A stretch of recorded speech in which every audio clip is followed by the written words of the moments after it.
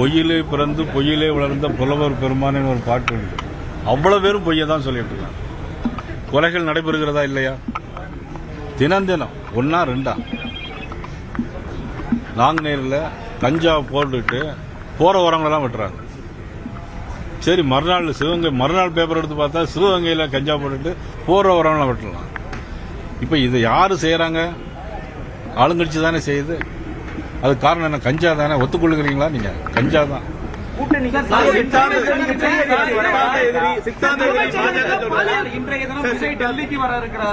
அதாவது நான் பேசுறது நாட்டு மக்களுக்காக, நாட்டு மக்களுக்கு என்னெல்லாம் நடந்துட்டு இருக்கு அப்படிங்கறத நான் சொல்லுவேன்.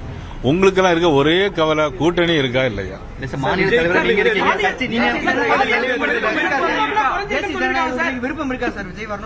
இல்ல, அதை பத்தி நான் ஒன்னும் கருத்து சொல்ல முடியாது. நான் என்னை பொறுத்த மட்டும் இதுவரையும் எனக்கு எந்த விதமான கருத்தும் என்னுடைய இல்ல. மாநில தலைவர் உங்களுக்கு அந்த கருத்துக்கள் இருக்கும்ல சார்? இல்ல, என்னுடைய கருத்தை நான் சொல்ல முடியாது. எனக்கு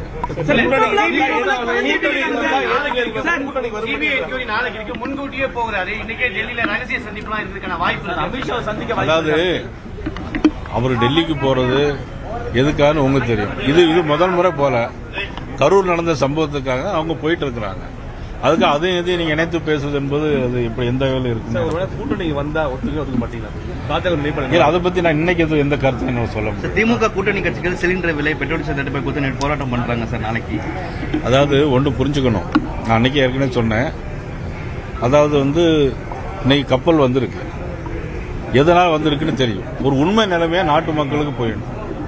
உலகம் பூரா போர் நடந்துட்டு இருக்கு. ஆனா இந்தியாவில் மட்டும் எந்த போரும் இல்லை.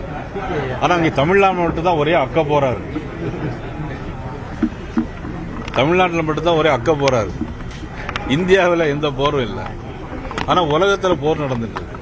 போர் நடக்கக்கூடிய காலங்கள் என்னெல்லாம் நடைபெறுங்கிறது உங்களுக்கு தெரியும்.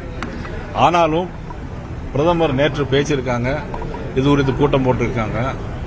எல்லாத்துக்கும் முறையா கொடுக்க வேண்டும்ங்கிறதுல இன்னைக்கு மத்திய அரசாங்கம் அதுல கண்ணும் கருத்துமா இருக்கிறாங்க.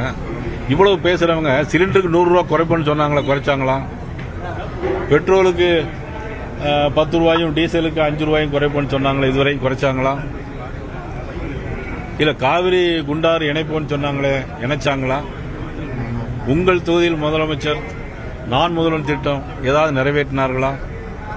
அதையெல்லாம் பற்றி சொல்லாமல் உலகத்தில் நடைபெறுகிற போர் காரணமாக ஒரு சில சூழ்நிலை ஏற்பட்டாலும் கூட இதையெல்லாம் பெருசுபடுத்த எந்த வகையில் நியாயமா இருக்க முடியும்? ஆனா உள்ள முகாம்ல பேசையில ஒரு கருத்து சொன்னீங்க. இங்க எந்த பெட்ரோல் டீசல் தட்டுப்பாடு இல்ல, திமுகவினர் தான் பெட்ரோல் பங்கு 100-200 பேரை வண்டியை அனுப்பி இந்த மாதிரி உண்மையில இப்ப நீங்க நேற்று திருப்பதியில வாங்க கிடையாது. இங்க பாத்தீங்கன்னா ஒரு நரேட்டிவ் செட் பண்றாங்க.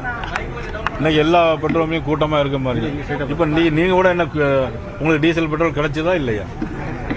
உங்களுக்கு கிடைச்சதா இல்லையா? எல்லாரும் கிடைச்சிருக்கு.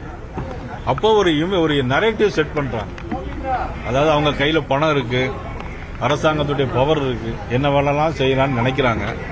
ஆனா மக்கள் அதையெல்லாம் நினைச்சுக்கிட்டு நிச்சயமா ஓட்டு மட்டும் மாத்தி போடுவாங்க. திமுக கூட்டணி தமிழகத்தில் வலுவா இருக்கு. அதை எதிர்க்கக்கூடிய அளவுக்கு தமிழகத்தில் மாற்று கூட்டணி உருவாகலன்னு விசிகே சொல்றாரு. விசிகே திருமாவளவன் அவங்க கூட்டம் வலுவான்னு எப்படி சொல்ல முடியும்? எண்ணிக்கையில கூடி இருக்குன்னா எண்ணத்துல கூடியிருக்கா, எண்ணிக்கையில கூடியிருக்கா? மக்களுடைய எண்ணம் தான் முக்கியம். மக்களுடைய எண்ணம் இன்னைக்கு மனம் மாறி இருக்கிறது. ஆனா இதுக்கு முன்பு உள்ள பொதுத்தேர்தல் எடுத்து பாருங்க. முதலமைச்சர் கருணாநிதி இருக்கும்போதே நிறைய கூட்டணி சேர்த்தாங்க. அவங்க ஜெயிச்சாங்களா? வெற்றி பெறல. ஆனா கூட்டணி என்பது முக்கியமல்ல. நீங்க ஆட்சி செய்யும் போது மக்களுக்கு என்ன நன்மையை செய்தீர்களா, தீமை செய்தீர்களா, அதை பார்த்துதான் மக்கள் ஓட்டு போடுவாங்க. பீகார்ல உள்ள நிதிஷ்குமாருக்கு ஏற்பட்ட நிலைமை தான் நாளைக்கு இபிஎஸ்க்கு ஏற்படும். அப்புறம் துணை முதல்வர் விமர்சனம் பிஜேபி கபலீகரம் பண்ணிடும். பீகார்ல நிதிஷ்குமாருக்கு என்ன நிலைமைங்கிறது உங்களுக்கு தெரியும். ஏன் அப்படிங்கறது உங்களுக்கு தெரியும். நான் இதை பத்திரிகை பேட்டா நீங்க அதை வேற நீங்க பெருசா போடுங்க. ஏங்கிறது உங்களுக்கு தெரியும். புரிஞ்சுதா? சட்டம் ஒழுங்கு பிரச்சனையை எதிர்கட்சிகள் கையில் எடுக்கிறீங்க. ஆனா தமிழக அரசு நடவடிக்கை இல்லை. தமிழக அரசு மக்கள் நடவடிக்கை எடுப்பாங்க. 17ஆம் தேதி அண்ணன் இபிஎஸ் அவர்கள் சென்னையிலே மிகப்பெரிய ஆர்ப்பாட்டத்துக்கு தலைமை தாங்குறாங்க. அதில் எங்களுடைய கருநாகராஜன், ஜெயபிரகாஷ், தமிழிசை திருநெல்வேலியில் கலந்துக்கிறாங்க. நான் மதுரையில் நடைபெறும் ஆர்ப்பாட்டத்தில் நான் மதுரையில் கலந்து கொள்கிறேன். திரு அண்ணாமலை அவர்கள் கோயம்புத்தூரிலே கலந்து கொள்கிறார். அதே மாதிரி தஞ்சாவூரில் டிடிவி தினகரன் அவர்கள். தமிழ்நாடு முழுவதும் அந்த ஆர்ப்பாட்டம் அதாவது திராவிட முன்னேற்ற கழக அரசுக்கு எதிராக மக்களுக்கு எதிரான திட்டங்களை எல்லாம் கொண்டு வந்தாங்களோ, எதிரான என்ன செயலாம் ஏற்பட்டதோ, அதாவது உதாரணமாக கஞ்சா, போதைப்பொருள், நடைபெறுகிற படுகொலைகள், பெண்களுக்கான பாலியல் வன்கொடுமைகள், குழந்தைகளுக்கு எதிரான பாலியல் வன்கொடுமை கண்டித்து மிகப்பெரிய ஆர்ப்பாட்டம் 17ஆம் தேதி நடைபெறுகிறது. 17ஆம் தேதிக்கு அப்புறம் மிகப்பெரிய மாற்றங்கள் தமிழகத்தில் ஏற்படும்.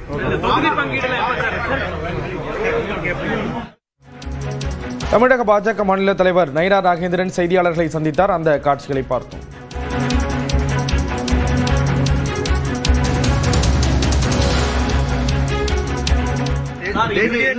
விஜய் வருவாரா அப்படின்ற ஒரு கேள்வி. மாவட்ட செயலாளர்கள் விருப்பம் தெரிவிச்சிருக்காங்க. மாவட்ட செயலாளர்கள் கூட்டணிக்கு போகணும்னு விருப்பம் தெரிவிச்சிருக்காங்க. பாதி நபர்கள் ஜனநாயக கூட்டணிக்கு அப்படிங்கிற மாதிரி செய்யுங்க. நேரடியாக மறைமுகமா பேச்சுவார்த்தை சொல்றாங்க. இல்ல, அது பத்தி எனக்கு ஒன்றும் தெரியாது. உங்களுக்கு தெரிஞ்ச அளவு கூட எனக்கு விவரம் அதில் இல்லை. விஜய் வருவாரா அப்படின்ற ஒரு கேள்வி. மாவட்ட செயலாளர்கள் விருப்பம் தெரிவிச்சிருக்காங்க. மாவட்ட செயலாளர்கள் கூட்டணிக்கு போகணும்னு விருப்பம் தெரிவிச்சிருக்காங்க. பாதி நபர்கள் ஜனநாயக கூட்டணிக்கு அப்படிங்கிற மாதிரி செய்யுங்க. நேரடியாக மறைமுகமா பேச்சுவார்த்தை சொல்றாங்க. இல்ல, அது பத்தி எனக்கு ஒன்றும் தெரியாது. உங்களுக்கு தெரிஞ்ச அளவு கூட எனக்கு விவரம் அதில் இல்லை. விஜய் வருவாரா அப்படின்ற ஒரு கேள்வி. பேச்சுவார்த்தை